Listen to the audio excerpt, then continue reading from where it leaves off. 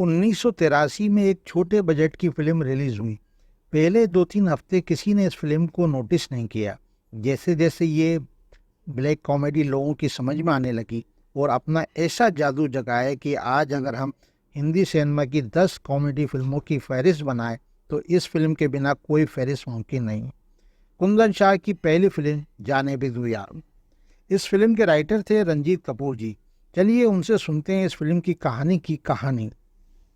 Sir ये कि आपके साथ तो बड़ा अचीवमेंट है। अमिताभ के लिए आपने लिखा है, शाहरुख के लिए आपने लिखा है, हाँ। सभी के लिए आपने लिखा है, उस सबको आपने देखा करीब से।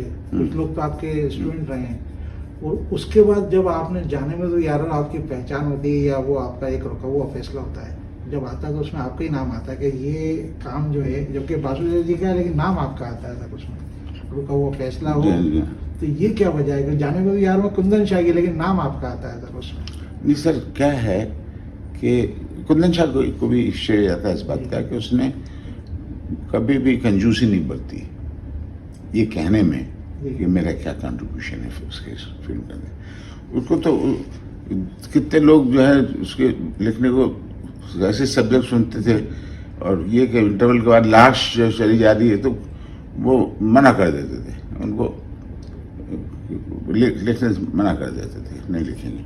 जब लोग समझते थे पागल है। फिर 2-3 लोगों से उसने लिखवाने की कोशिश की तो वो बहुत लफाजी था। कोई भी उसको उसका जो क्रेजीनेस है उसको समझ ही नहीं पाए।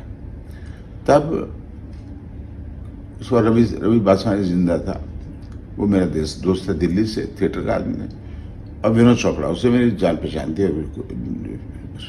रेनू भी जिंदा थी, रेनू चोपड़ा जिसने बाद में अल्टीमेट के फिर एडिट की नर्मदा। उसने कहा ये सिर्फ एक ही आदमी लिख सकता है, वो दिल्ली में बैठा है, रंजीत कपूर। तो मैंने मॉलियर किया हुआ था ना, तो मॉलियर का जो हमने प्ले किया था वो क्रेजी। मॉलियर से कॉमेडी जो शेक्सपियर ट्रेजेडी में शेक्सपियर का कोई योगदान है दुनिया को, वही कॉमेडी में मॉलियर को। तो उसकी चिट्ठी आई, उन दिनों फोन तो होते नहीं थे, फोन लैंडलाइन होते थे, तो उसके लिए जाना पड़ता था बहुत दूर, बुक करनी पड़ती थी, आपकी बारी आती थी, लाइन में लगे हुए, बहुत सारी दिक्कत थी।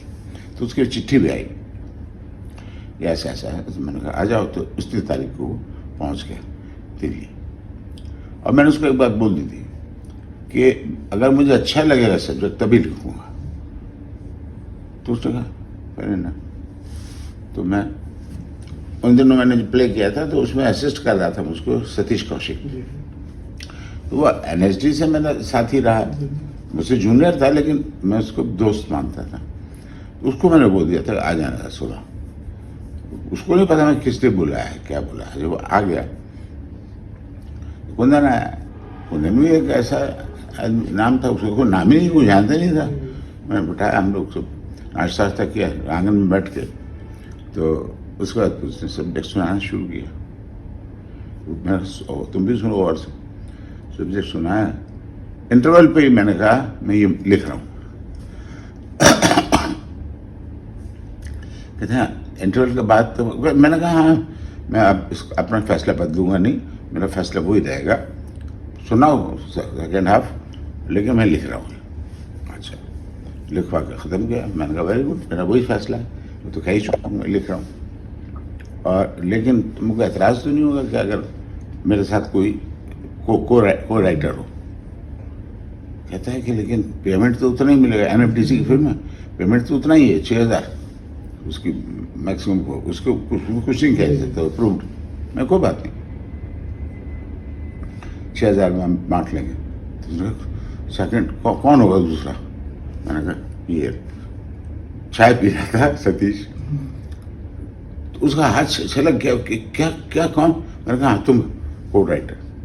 वो कहता है मैंने तो आज तक अपने साइन के अलावा कभी कुछ लिखा ही नहीं। मैं कहा नहीं तुम लोग तुम बाउंसिंग बोर्ड हो, तुम बहुत मजा, हम लोग बहुत अच्छा लिखेंगे। और मैंने कहा ये है कि भाई मैं शादीशुदा हूँ, बाल बच्चे वाला हूँ, तुम कुंवारे हो, तो इस 6,000 रुपये में 4,000 मैं लूँगा, 2,000 तुमको दूंगा। अरे वो तो उसके लिए मेरे लिए इतनी बड़ी बात है। तो उसने कहा भाई कहाँ बैठ के लिखोगे? मैंने कहा बॉम्बे में तुम्हारे घर। फिर हम लोग बॉम्बे आ गए कुछ दिन बाद ट्रेन से। और